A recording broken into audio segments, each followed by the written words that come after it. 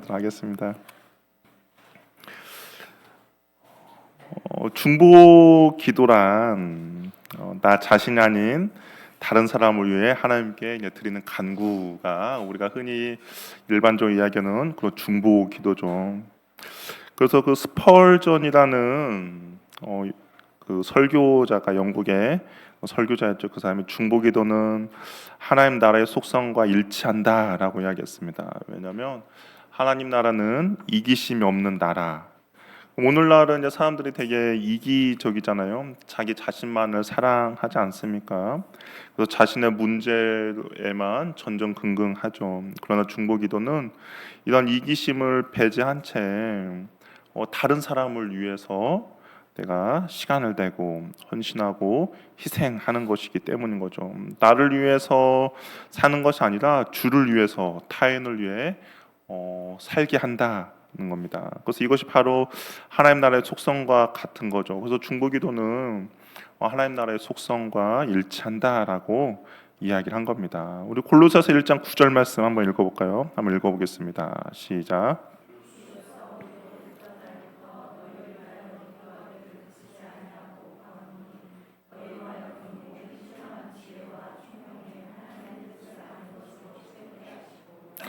바울이 골로새 교회 편지를 한 건데요. 근데 여기 보면 바울이 어, 내가 너희의 소식을 듣는 날부터 기도하기를 쉬지 않았다라고 이야기를 하고 있습니다. 그러니까 바울의 마음 가운데 골로새 교회가 자리 잡고 있었고, 그리고 그 교회를 위해서 바울이 기도하는 것을 그치지 않고 쉬지 않았다라고 이야기를 하고 있습니다.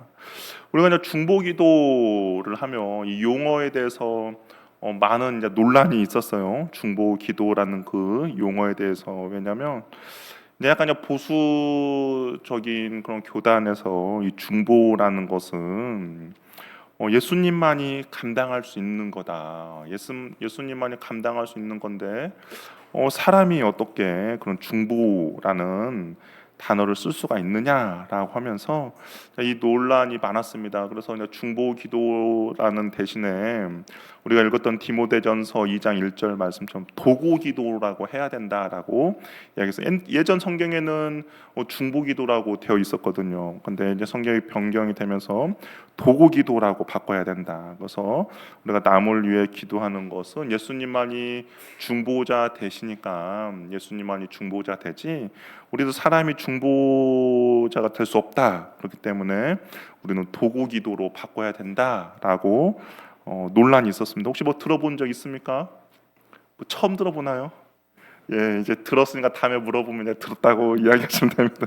예, 그래서 이제 도구 기도를 하자라고 했는데, 근데 이거는 그냥 제가 뭐 제 생각할 때는 짜장면이냐 자장면이냐 그런 차이인 것 같아요. 어떤 게 그 국문학적으로 맞죠?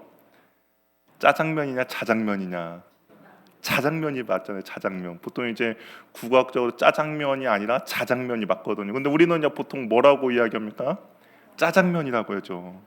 저는 이제 중보기도도 아마 그런 거 아닐까. 뭐 이게 신학적으로 따지면 우리 중보자는 예수님밖에 안 계시죠. 그런데 우리가 보통 이제 중보기도라고 할 때 뭐 예수님을 대신해서 우리가 어떤 중보자 역할을 대신한다라고 이해하기보다는 그냥 다른 사람을 위해서 기도해 주는 거, 그것이 중보기도라고 우리가 받아들이지 않습니까? 그렇기 때문에 뭐 중보기도라는 이 단어가 막 신학적으로 잘못됐다, 이거 쓰면 안 된다라기보다는 우리가 뭐 예수님의 중보자, 뭐 하나님과 우리 사이에 그 죄를 사해주는 건 중보자로 우리가 사용하는 것이 아니라 다른 사람을 위해서 우리가 기도하는 용어로 사용하기 때문에 저는 뭐 가능하지 않나라고 생각을 합니다. 중보기도는 몇몇의 선택된 사람들에게만 주어진 사명이 아니에요. 왜냐하면 오늘 읽었던 우리가 말씀에도 모든 성도에게 주어진 사명입니다. 우리 디모데전서 2장 1절 말씀을 한번 같이 읽어보도록 할게요. 시작.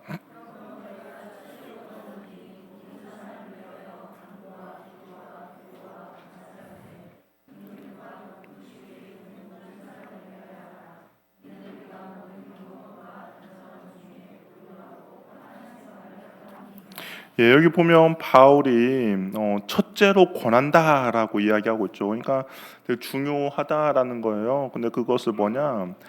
다른 사람을 위해서 기도하라라고 이야기합니다. 그러면서 특별히 임금들과 높은 지위에 있는 사람들을 위하여 기도하라고 이야기하죠.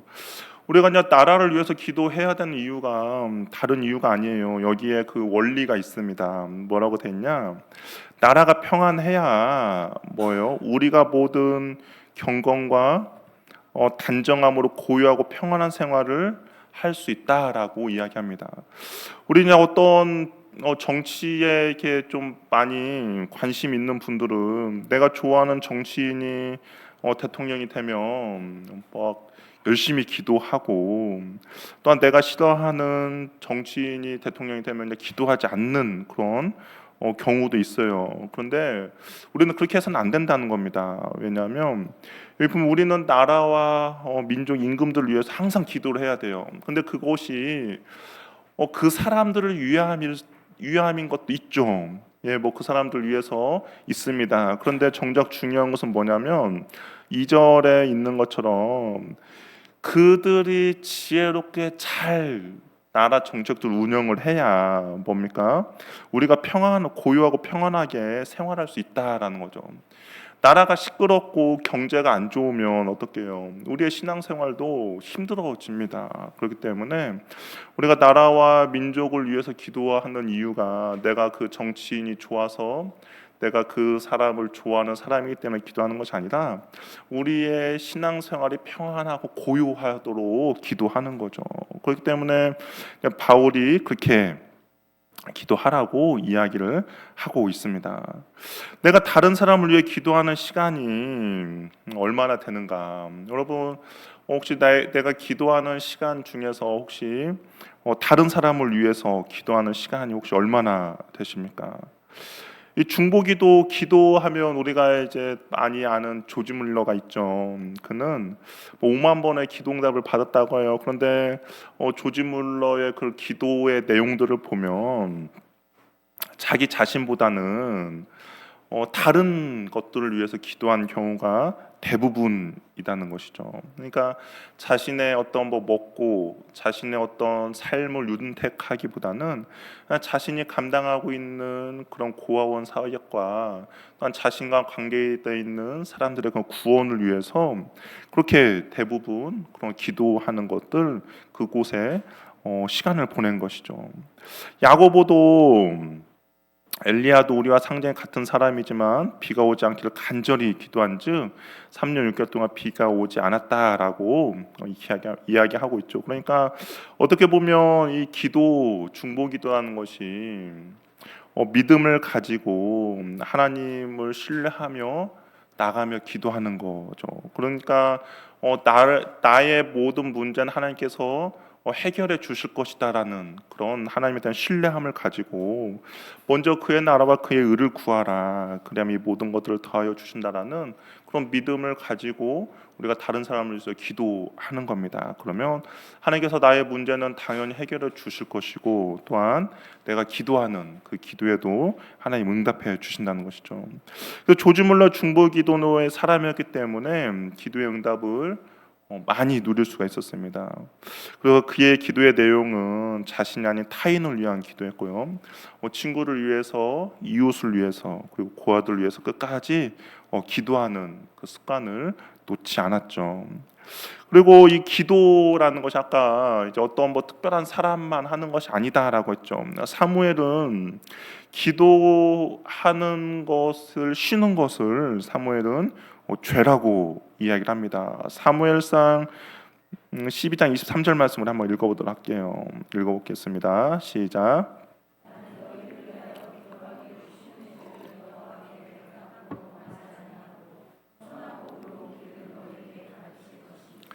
예, 그러니까 다른 사람을 위해서 기도하는 것을 쉬는 것은 이제 죄라고까지 이야기를 하고 있는 거죠.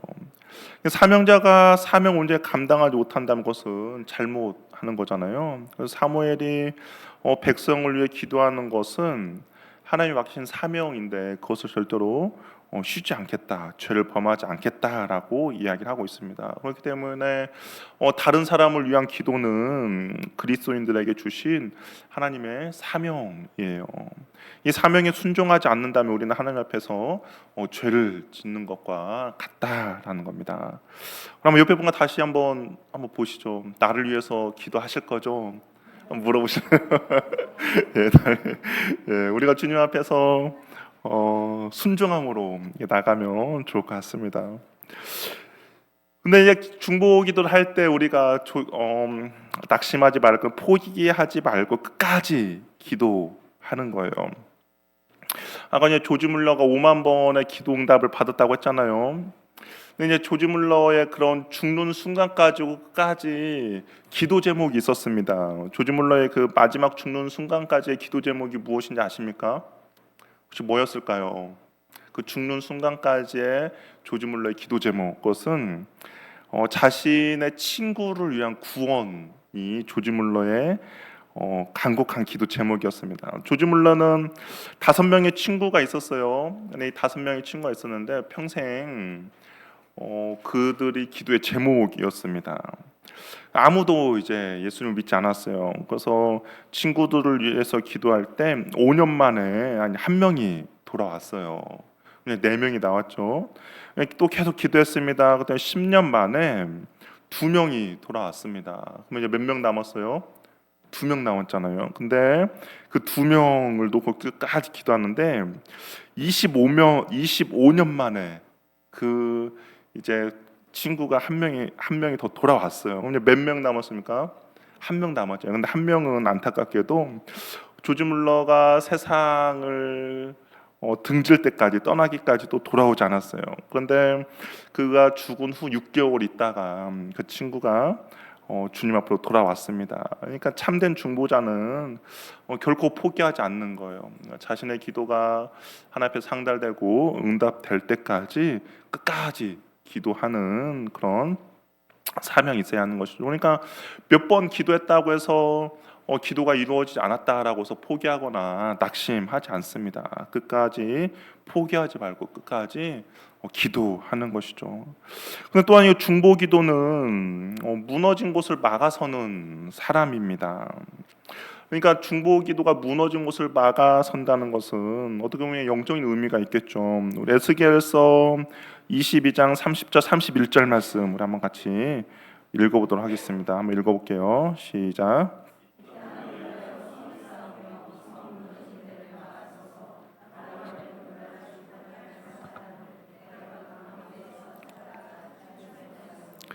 내가 내 분노를 그들 위에 쏟으며 내 진노의 불로 멸하여 그들 행위대로 그들 머리에 보응하였느라 주 여호와의 말씀이니라. 이스라엘 백성들이 하나님 앞에 범죄를 저질렀습니다. 하나님 앞에 범죄를 저질렀어요. 그런데 하나님께서 혹시 그 나와 이 사이에 무너진 성벽을 혹시 막아서는 사람이 있는지, 만약에 하나님의 진노가 이 이스라엘 백성들 가운데 내려오지 않도록, 쏟아지지 않도록 혹시 기도하는 사람이 있는가라고 했을 때 하나님께서 뭐라고요? 찾다가 찾지 못하였다라고 이야기합니다. 그러니까 하나님의 진노를 좀 막아설 사람을 찾았는데 없었다라는 거예요. 그래서 이스라엘이 멸망하게 되었다라고 이야기를 하고 있습니다. 근데 이제 성경을 보면 그 하나님의 진노를 이렇게 곳곳에 중간중간에 막았던 사람들이 있어요. 우리가 구약에서 보면 모세가 그랬죠. 모세가 출애굽 때는 모세가 그 하나님의 진노를 막은 중보자 역할을 했습니다. 금송아지로 인하여서 모세가 하나님께서 이스라엘 백성들을 진멸시키려고 했죠. 하나님께서 이스라엘 백성을 진멸시키려고 그 출애굽기를 보면 원래는 하나님의 백성이라고 하나님께서 칭했잖아요. 그런데 그 출애굽기 32장을 보면 네 백성이 너에게 네 백성이 나에게 죄를 범했다라고 얘기합니다. 그러니까 하나님께서 죄를 짓고 있는 이스라엘 백성들이 내 백성이 아니라 모세 너의 백성이다라고 하면서 내가 그들을 진멸할 것이다라고 이야기했는데 모세가 어떻게 합니까? 하나님의 그 진노를 막아서죠. 중보자의 역할을 모세가 감당합니다.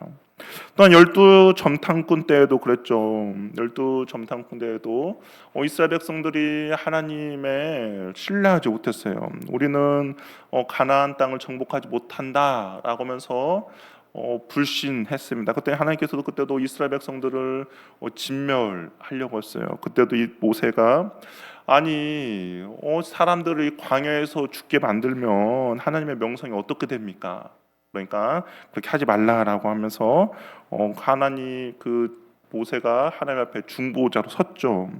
그때 하나님께서 이스라엘 백성들을 가나안 땅에 들어갈 수 있도록 긍휼을 베풀어 주었습니다. 그렇기 때문에 이 중보자는 무너진 곳을 막아서는 사람입니다. 그래서 한국 교회와 그렇죠, 그다음에 가정과 그다음 나라와 민족을 위해서 기도하는 중보자가 반드시 필요하다라는 거예요.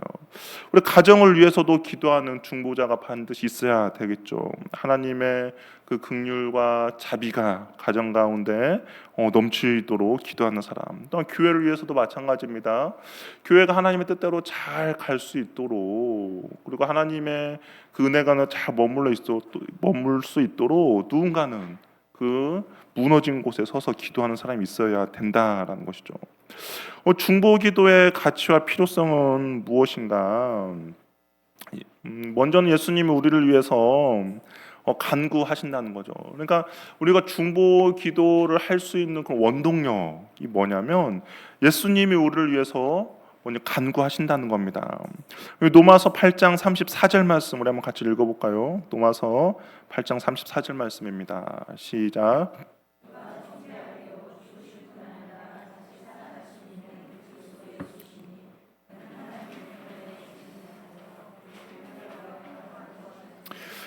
예수님께서 우리를 위해서 하나님 우편에 앉아 계셔서 우리를 위해서 간구하신다라고 이야기를 하고 있죠.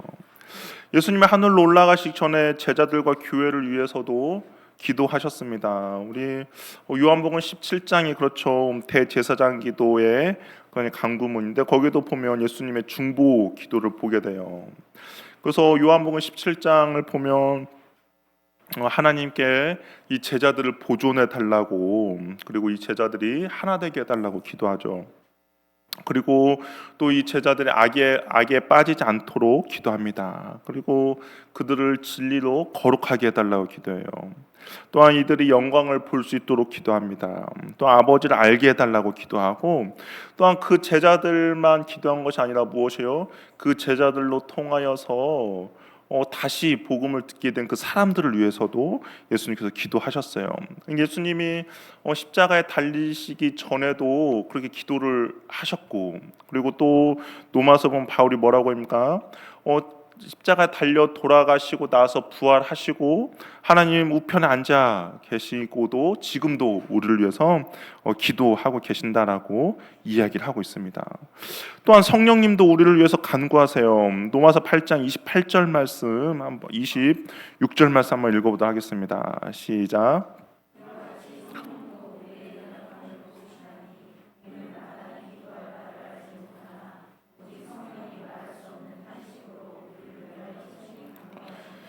예, 성령님도 우리를 위해서 간구하신다는 거예요. 마땅히 기도할 바를 모른 채 우리가 어떻게 기도해야 할 자를 모르는 그 상황 가운데서도 우리를 위해서 기도하신다는 것이죠. 우리는 연약하게 하나님의 뜻을 다 알 수 없죠. 그렇기 때문에 성령이 우리가 해야 될 기도의 제목들을 가지고 우리를 위해서 기도하십니다. 그렇기 때문에 우리가 성령님께 민감하게 나아간다면 내가 무엇을 위해서 기도해야 될지를 우리는 또한 알 수도 있게 되겠죠. 그렇기 때문에 우리도 다른 성도들을 위해서 기도해야 합니다. 예수님께서도 우리를 위해서 기도하고 성령님께서도 우리를 위해서 기도한다면, 그렇다면 그 기도의 은혜를 받고 있는 우리도 어떻게 합니까? 다른 사람을 위해서 기도해야 되죠. 우리 에베소서 6장 18절 말씀 한번 읽어보도록 할게요. 시작.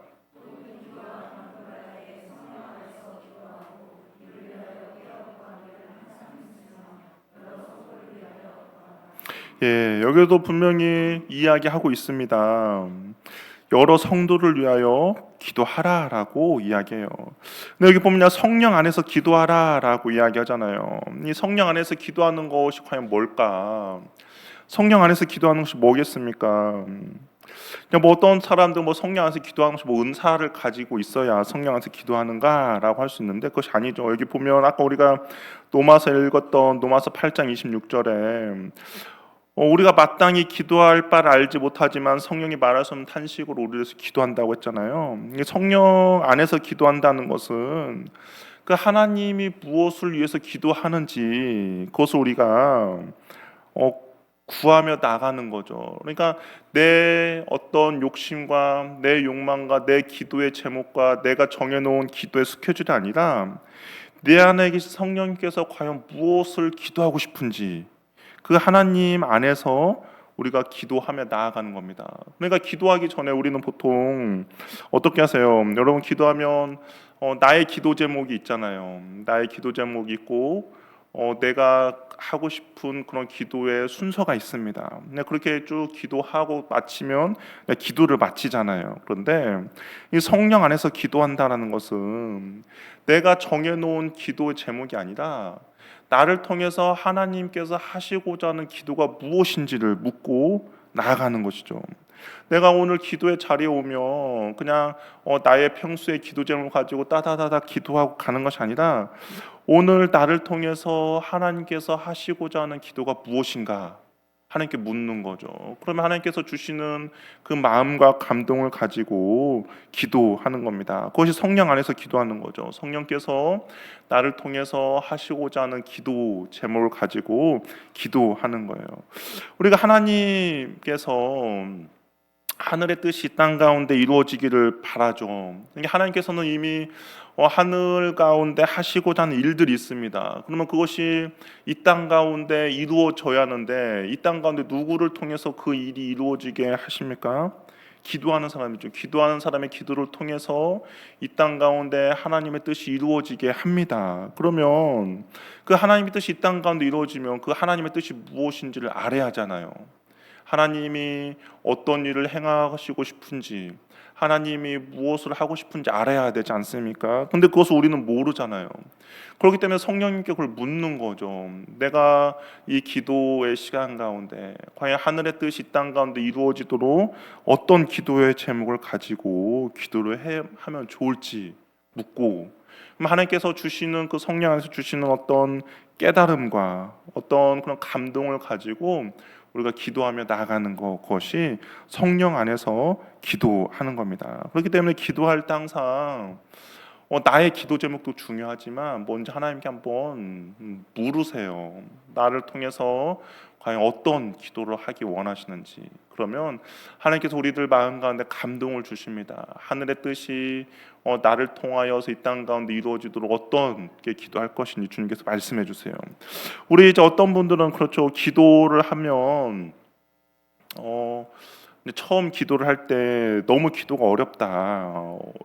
기도하는데 10분, 20분도 너무 힘들다라고 이야기합니다. 맞아요. 10분, 20분도 힘듭니다. 왜 힘드냐면 내 기도를 하려니까 내 의지와 내 뜻을 가지고 기도하려니까 힘들어요. 그런데 한번 해보세요. 하나님께 기도 제목을 묻고 그렇게 한번 기도하시면 너무 기도할 것이 많아서 시간이 가는 줄 아마 모를 겁니다. 그렇기 때문에 한번 하나님께 내가 무슨 기도를 하기 원하시는지 나를 통해서 하나님의 그 기도 제목이 무엇인지를 묻고 한번 기도하시길 바라요. 그럼 하나님께서 주시는 어떤 감동들, 생각들 아니면 누구한테 들었던 기도 제목들이 생각나게 하시고 그것을 아마 기도하시길 바랍니다.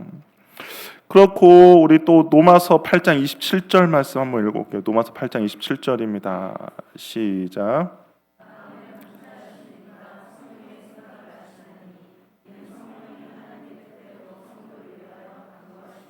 우리가 성령 안에서 기도해야 되는 이유의 근거가 또 있죠. 성령이 하나님 뜻대로 성도를 위해 간구하십니다. 그러니까 성령께서 간구하고 기도하는 그 기도의 제목들을 나도 함께 기도하며 나아가는 겁니다. 이것이 바로 중보 기도인 것이죠.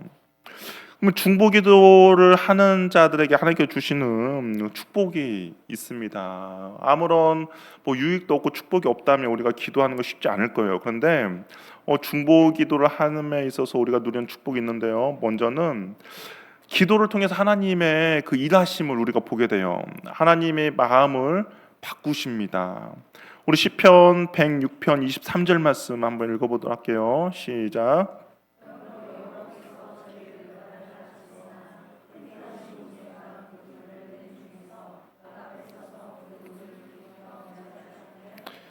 아까 에스겔서 말씀 보면 무너진 사이를 진노에 막아서는 사람이 없었다라고 해서 하나님께서 이스라엘 백성들을 멸망시켰다고 이야기했잖아요. 근데 여기 보면 시편 106편에 보면 하나님께서 이스라엘 백성들을 멸망시키려고 했어요. 근데 누가 그 무너진 틈 사이를 누가 막고 있었다는 거예요? 모세가 그 결례던 중에서 그 앞에 하나님께 서서 중보자가 되었습니다. 그랬더니 하나님께서 그 노를 돌이켜 멸하지 않게 하셨다는 거죠. 모세의 중보기도가 하나님의 뜻을 돌이키게 했습니다. 우리의 기도도 마찬가지죠. 우리의 기도도 하나님의 뜻을 돌이킬 수 있다라는 거죠. 하나님께서 우리의 가정 가운데, 아니면 우리 교회 가운데, 우리 직장 가운데 하나님께서 어떤 징계를 주신다든지, 아니면 어떤 하나님께서의 그 좋지 않는 어떤 심판을 주시려고 할 때, 우리가 그 무너진 사이에 서서 기도하며 나아갈 때 하나님께서 그 뜻을 돌이킨다는 거죠. 그 결렬된 중에 막아서서 기도하는 우리 한 사람 한 사람을 보고 하나님께서 그 뜻을 유보시키거나 미루시거나 돌이키는 은혜가 있다라는 겁니다. 또한 그 중보기도를 함으로써 죄를 용서받고 병고침을 할 수 있다는 거예요. 우리 야고보서 5장 16절 말씀 한번 읽어보도록 하겠습니다. 시작.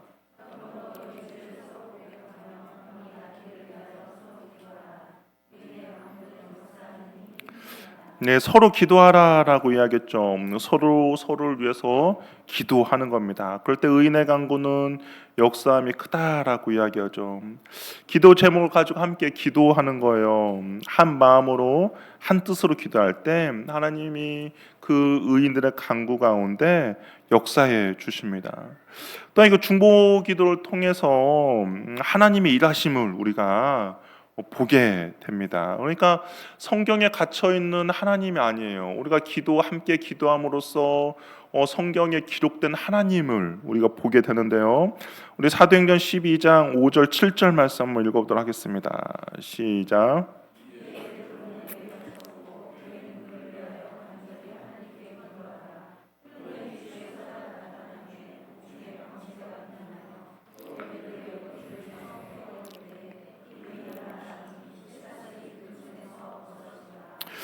베드로가 잡혔습니다. 잡혀서 이제 내일 그 다음 날에 사형에 처해져요. 그랬더니 이제 교회가 베드로를 위해서 기도하죠. 아마 베드로의 그 생명을 위해서 기도했을 것입니다. 그랬더니 천사가 나타나서 베드로를 깨우고, 그리고 그 닫혀있던 옥문을 나와서 함께 모여 기도하고 있는 그 교회로 베드로를 인도해 가죠. 그러니까 함께 간절히 모여서 기도했을 때 하나님께서 그 기도 가운데 응답하십니다. 하나님 응답하시면 교회가 목격하게 되죠. 사람이 일을 하면 사람이 일할 뿐이지만 사람이 기도하면 누가 일합니까? 하나님이 일하세요. 사람이 아무리 일을 잘해도 결국엔 그 사람 수준밖에 안 됩니다. 그러나 사람이 기도하면 하나님께서 일하시기 때문에 그 결과는 하나님의 수준이 되는 거죠. 그러니까 하나님이 일할 수 있도록 인간의 편에서 돕는 가장 역동적인 사역이 바로 기도라는 거예요. 기도하지 않는 사람은 하나님이 돕고 싶어도 도울 수가 없습니다. 그렇기 때문에 우리가 어려움에 처해 있고 기도가 필요한 지체도 있다면 함께 기도하며 나가시기 바랍니다. 그러면 하나님의 그 일하심을 우리가 보게 되는 것이죠. 그냥 성경에서만 문자적으로만 갇혀 있는 하나님이 우리의 기도를 통하여서 우리의 실질적인 삶 가운데 일하심을 우리가 보게 됩니다. 또한 이 중보 기도자를 통해서는 하나님의 그 계획을 미리 알게 해서요. 하나님께서 미리 알려주시는 거죠. 우리 아모스서 3장 7절 말씀 한번 읽어보도록 하겠습니다. 시작.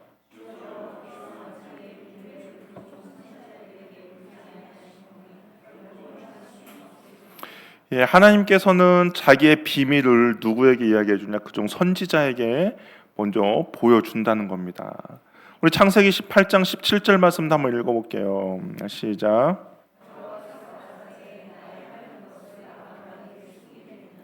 하나님께서 이제 그 소돔과 고모라 성을 이제 멸망시키러 가기 전에 누구에게 이야기해 줍니까? 아브라함에게 내가 거기를 이제 멸망시키려고 한다라고 이야기합니다. 그 전에 아브라함이 이 소돔과 고모라를 위해서 기도했죠. 하나님께서 하시는 일을 그 선지자, 그 친구에게 미리 말씀해 주십니다. 그러니까 하나님의 동역자로 초청해 주는 거죠. 좋은 일에는 함께 기뻐하게 하시며 그렇지 못한 일에는 준비하도록 하나님께서 그 일들 계획을 세우시는데 누구를 통하여서 그러한 계획들을 세우시냐? 하나님의 선지자들, 그러니까 기도하는 하나님의 자녀들에게 그 일을 먼저 가르쳐 주시는 겁니다. 그렇기 때문에 우리가 중보자로 서서 기도하며 나아갈 때 하나님께서 그 하나님의 계획과 하나님 일들을 말씀해 주시기 때문에 우리가 그런 것들 미리 대비하며 준비하며 나갈 수가 있겠죠. 그렇기 때문에 우리가 중보자로 우리가 잘 서 있으시기를 바랍니다. 중보 기도는 이것이 중요한데요. 예수 그리스도의 마음을 가지고 기도해야 합니다. 우리 빌립보서 1장 8절 말씀 한번 읽어보도록 할게요. 시작.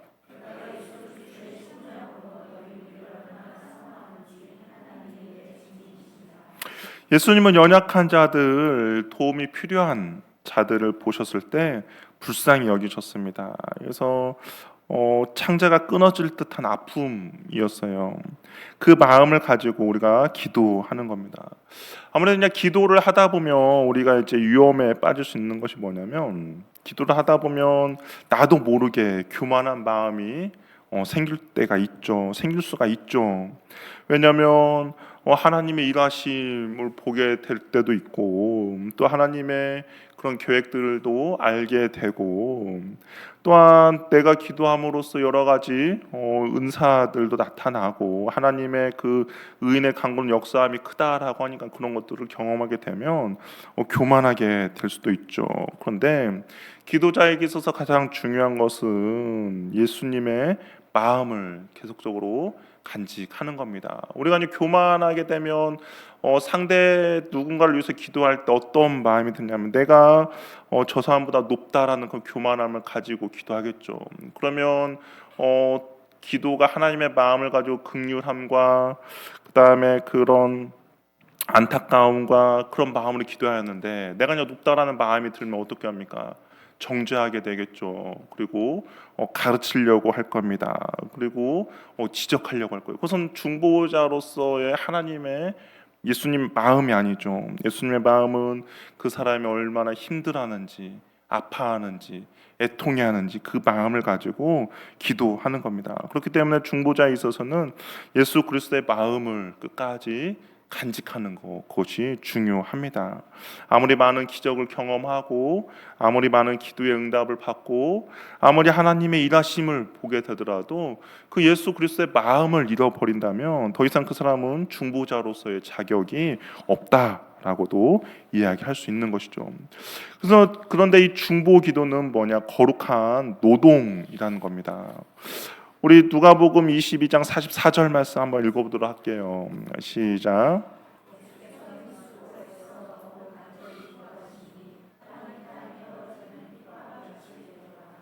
예, 주님께서 이제 십자가에 달리시기 전에 겟세마네 동산에서 기도하셨죠.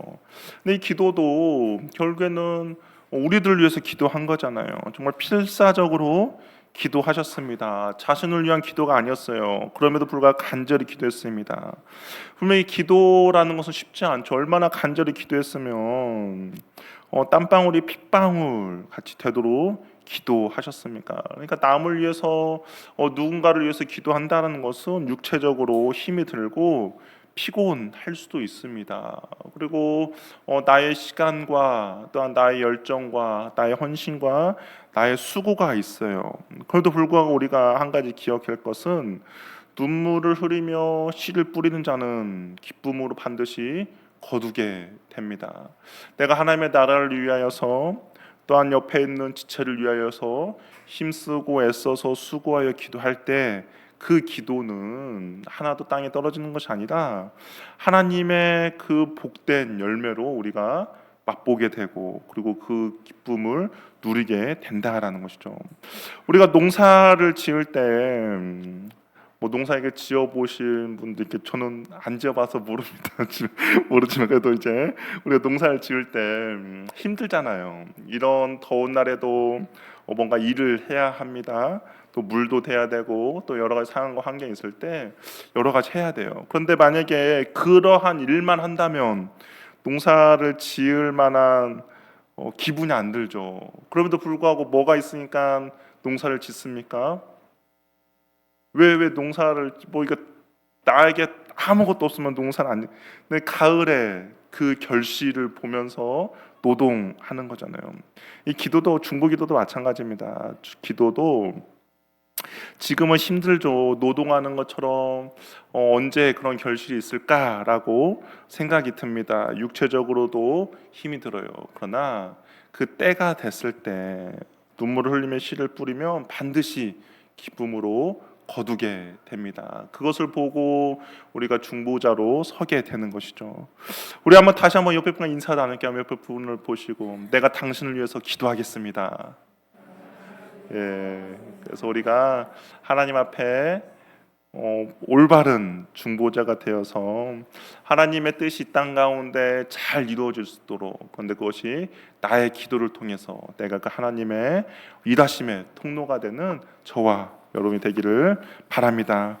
기도하겠습니다. 이 시간 우리 함께 기도할 때